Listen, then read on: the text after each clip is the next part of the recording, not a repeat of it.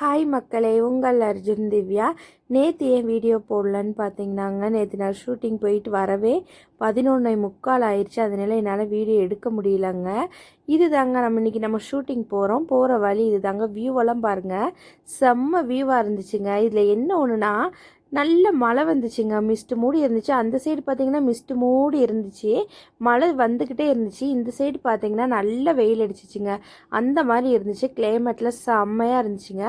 இது தாங்க பாம்பன் மலை எஸ்டேட்டு. இது வந்து ஒரு தனியார் எஸ்டேட்டு. செம்மையாக இருந்துச்சுங்க.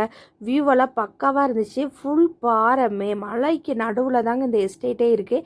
இந்த பார்த்தீங்களா, இந்த பாறை தாங்க ஹனுமான் மலைன்னு சொல்லுவாங்கங்க. என்னன்னு பார்த்தீங்கன்னா, அந்த பாறை வந்து ஹனுமான் மாதிரியே இருக்குங்க, அப்படியே இருக்கும்.